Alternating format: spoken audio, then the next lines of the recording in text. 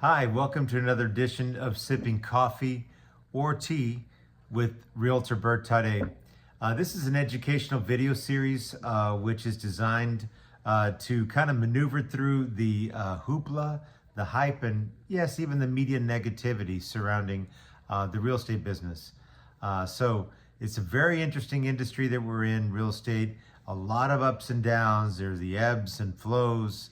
There's the peaks and the valleys. But today's topic is a really interesting one, and it's one that's near and dear to my heart, which is about real estate investing, right? It's why you should want to own a couple of rental properties for yourself. There are a number of reasons why owning rental real estate is a terrific path to wealth building, and of course, a way to leave a legacy for your family, right? And for your heirs. Certainly, we want to go over some of those reasons why, and that's of course the topic of today's video. Why and the reasons why you should invest in a couple of rental properties. So let's get started. The first one, of course, is cash flow, right? You're going to want the potential for rental income, right? This is the first and perhaps the most compelling reason to want to purchase rental properties, but that's the primary reason, right? It's the income that they generate, and of course, it can be a regular stream of income, and certainly one that can supplement your other income sources that you currently have, right? If you're working a 9-to-5 job, as they say, well, saving that money is a terrific thing to have money saved, right? We should always have 6 to 9 months worth of salary put away for a rainy day or for a pandemic, just in case you can't earn or you're not essential or whatever. So no, in all seriousness, it's nothing to joke about. But it is something that certainly can supplement your income, and this is why I like rental properties. Right, put your money. It's great to have it in savings, but at the same time, if you use some of those savings and deploy it for a cash down payment, then certainly we're going to talk a little bit more about leverage in just a minute, but it's certainly a way where you can control a much more expensive and larger asset with not a lot of money, right? Typically, we're looking at 20% down for investment property. Although the conventional rule of thumb is to try to have a little bit more skin in the game, so to speak, or a little bit more equity by putting 30% down. If you're purchasing property out of your general area, then we're looking at some loans that can be consisted of a, or classified, I should say, as a second home, and second homes are typically about 10% down. But you'll want to check with your tax advisor on things of that nature, and of course, I can put you in contact with a lender partner who can also explain the ins and outs of what that's going to take, in terms of a down payment. So, depending upon how many properties you own, that could be a really nice stream of monthly income. And of course, we're going to talk about this in a minute. It's going to continue to appreciate over time, right? And that's actually the next point: appreciation in property value, right? So, over time, real estate properties tend to appreciate in value. We as real estate professionals would be reckless and irresponsible in telling you that all real estate appreciates, because it's not. That would be a false statement, and we're not. We're precluded from telling our clients that it's going to appreciate anyway. So what? Not necessarily. However, historically speaking, we have seen the appreciation of real estate. And certainly here locally in San Antonio, my market, we're looking at between 25 and even 35% appreciation in properties, going back to pre-pandemic levels to what we see today. So quite a bit of equity in most people's properties. Even your primary home probably has enjoyed quite a bit of appreciation, right? So that's one other, certainly a benefit, to owning rental properties, is that there are no guarantees owning these properties lead to long-term appreciation because, again, historically speaking, things go up, right? And it could potentially equate to substantial accumulation of wealth when you decide to sell those properties, right? So that's the other thing. The tenant's been paying your mortgage, right? In the meantime, it's appreciating, right? So it's going to be worth more. I mean, it didn't cost you anything except, the down payment, which you're probably going to make back on the tail end whenever you sell them, because you should be able to sell them for more money. And by the way, my recommendation on a side note is to keep these properties as long-term holds. You're going to want to buy and hold. The longer you hold it, the more it's going to appreciate. Don't go in and out of properties every 2 or 3 years. Just hold them. Hold them long-term, right? Like the saying goes, don't wait to buy real estate. Buy real estate and wait. Okay. Words to live by, right? And certainly ties into what we're talking about here. So the diversification in the investment portfolio is another, of course, component of owning rental real estate, because a lot of folks are invested in stocks and bonds, the financial markets. That's great. I'm not here to the which one's better or that kind of thing. To each his own, right? However, we have seen a little bit of an exodus from the financial markets, and of course the placement of these investment resources into appreciating assets such as real estate, right? A hard asset, and again, one that you can control with less money. How many stocks can you buy if it's $100 a share and you have $200? $200, right? However, if you put 20% down on a $100,000 house, that's $20,000, but you're controlling an asset that's worth $100. Not a bad deal, right? So the diversification this has the potential to generate returns that are not, again, directly correlated to the stock market and the performance of stocks, providing, of course, a hedge against market volatility. So the next reason I'm going to mention is tax benefits, right? So this is the depreciation. We talked about appreciation. We talked about cash flow. But how about the depreciation, right? The tax benefits, because you could depreciate a residential property over the course of 27.5 years. So that's a pretty strong thing. So basically the clock starts running when you buy it. You can depreciate that asset over 27.5 years, and then that's pretty much it. So, but by then you've already owned the property almost 30 years. Go ahead and sell it. In other words, you're not going to get any more, depreciation benefits from that. Again, I'm not a tax advisor. However, that's how I understand it works. So, of course, owning rental properties can come up with various advantages, including deductions for mortgage interest, property taxes, as well as insurance and depreciation, right, that we just talked about. So consult a tax professional to understand, how these benefits may apply to your specific situation. And maybe you can offset your income at your W-2 job against some of the losses that you're taking on these properties, in paper losses, right? So again, consult your tax professional. You're going to have some expenses, some not renovations necessarily. It could be renovations, but it also could be, capital improvements to the property that you make. You upgrade, the roof or the HVAC system or whatever, and you can probably deduct that from your taxes. But again, consult a tax professional to be sure. Leverage, this is what I was talking about earlier, right? So real estate investment allows, by taking out a mortgage to buy these properties, as I mentioned earlier, it can really amplify your returns because you can control substantially more of an asset with a relatively smaller initial investment, right? They often refer to that as OPM, as other people's money, right? So it's the bank's money. And that is another way that you can enjoy some benefits from owning rental properties, right? Is, of course, the leverage.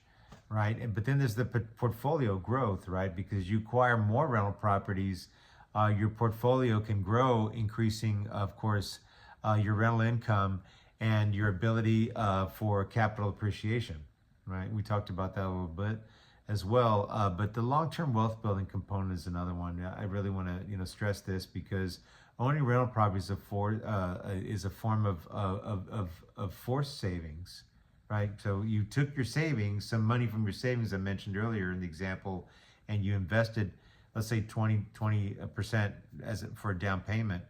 So in doing so, over time, you're going to pay down those mortgages, and of course the properties are going to appreciate. So your net worth increases significantly, right? So there's the principal pay down, right? As you're paying that mortgage down, well, as your tenants are paying that mortgage down, right? And then of course it's appreciating. So right here, this delta right here is your equity that you're building, and that's therein lies the beauty, right, of investing in real estate. So it's a terrific hedge against inflation.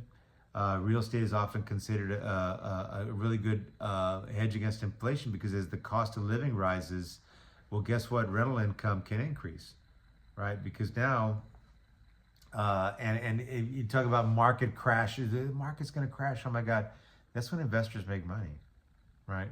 When something catastrophic happens, or people begin to, if the market were to crash, if there was a something critical, well, guess what? More people are going to be pushed into the rental market, and that bodes well for you, my friends, if you own rental real estate, because now there's a bigger demand. And remember, the price of the monthly rent that you can get is always a function of supply and demand, right? So if there's a higher demand, less supply, okay, well, you're going to be able to charge a little bit more for your rents. So that's the hedge against inflation, and you're also protecting your wealth from the erosion that is caused or due to inflation. So you can have control over your investment. As a property owner, you have a pretty good degree of control over that investment. You can make decisions about property management, tenants, and property improvements to enhance its value. But remember, you can make that as hands-on or hands-off as you like, right? Because you can always say, you know what, I just want to focus on my job. Here's my savings, here's my 20%, here's my investment. Consult a real estate professional like myself to help you, with which areas are going to appreciate perhaps, or historically have appreciated better than others, where the rents are stronger, where you have a better potential for earning, things of that nature, right? So consult somebody like myself in the real estate space that can help you with that. But then, of course, if you want to be hands-off, hand it over to a property manager. Set it and forget it, guys. That's it. Let them take control. They usually charge about 10% of the rents that they collect each month. And then on the upfront side, to do all the background checks to put a good, ready, willing, and able tenant into that property, they'll typically charge you 1 month's rent. So the front end, but you really could set it and forget it. Just have that true mailbox money, as they say, right? If you wanted to simply have them deal with plunging the toilets and the emergency calls and all that kind of stuff, and believe me, I recommend you do that anyway, right? That's the true path to wealth, right? Because you don't want to, with buying a rental property, you don't want to buy another job. You already have a job, right? We just talked about that. Maybe you're an executive, maybe you have a busy work schedule, maybe you're self-employed like myself. Whatever that is, you really don't want to buy another job. You want to buy cash flow, but you certainly don't want to buy headaches that might come with that property management aspect. So consult a professional like myself. Would be happy to guide you to a great property management company. I work with several of them that I would strongly recommend here in the San Antonio area to handle those properties for you, and to put great tenants into those properties, and to work with them on a day-to-day basis as needed. So of course there's the passive income aspect, which is another upside to owning rental real estate. Once you have a reliable property management system in place, whatever that is, if it's a platform, and I can kind of guide you on some of the Buildium and some of the property management software that's out there, I'll be happy to help you. But rental properties can, of course, generate passive income, allowing you to earn money without actually, actively working, in that business, right? And that's what I'm talking about. It can be as passive as you want for it to be. Retirement income, which is huge, right? I think that the biggest, the buzzword these days is, hey, I don't want to outlive my my savings. I'm hearing that more and more, like in the media and just articles that I read and things of that nature, blogs, and people are scared, because let's face it, the Social Security system has been bankrupt for years. I mean, basically they just, take from me and you, and they, give to, my mom and the retirees, right? They just go filter from one to the other, one to the other. Is it going to be around when we're of retirement age? And what is that retirement age going to be 20, 30 years from now, right? Is it now going to be 70 because we're living longer? I don't know. We don't have a crystal ball, and the one thing I can say is that these rental properties are going to help you with your retirement income, because they're going to create a source of income during retirement, right? Supplementing other sources of retirement, such as pension, Social Security that I just mentioned, retirement, if there is any left, retirement savings, etc., right? So this is a great way to have that continued cash flow well into your retirement years.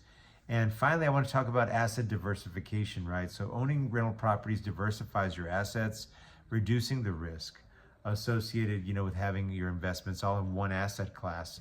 We kind of mentioned that earlier about the stocks and bonds aspect, but of course, I want to reinforce the fact that owning rental properties, can provide a myriad of benefits to you, the investor. So while it has a lot of benefits, it also comes with a lot of risks and responsibilities. So, consulting a very good and strong professionals in their respective fields, such as real estate professionals like myself, tax professionals, attorneys, whatever those are, but I consider myself a one-stop shop for those kind of things. Property managers, inspectors, plumbers, electricians, you name it, whatever it is that a house, a rental property, can provide. And of course, it can be multifamily as well. I also have owned multifamily myself, my LLC. And so, I've got quite a bit of experience in that as well. So reach out to me, whatever, with whatever questions you might have. But you have to be prepared for, dealing with tenants, unless you want to hand that over to a property manager, right? And it's you're going to want to thoroughly research, your local market. Again, consult professionals like myself that can help you, make good, sound investment decisions based on the consulting with those of us that are in the business, and we're here every single day, in the real estate market, right? We have a finger on that pulse of that market. But understand your financial capabilities. What can you afford? Think about the fact that you might need to have, some money put aside. If you need to change the carpet because the tenants ruined it or whatever, you hold some of their deposit back, but you might still have to come out of pocket for stuff like that. So seek the advice of the appropriate professionals, and go out and get yourself some rental properties, folks. For crying out loud, it's a great way to create wealth, and of course have that steady retirement income well into your golden years.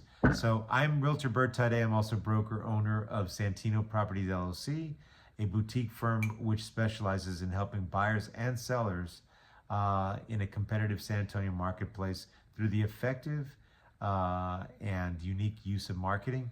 This has been another edition of the Sipping Coffee or Tea educational video series. I hope you enjoyed it, and we'll see you next time. Thanks for watching.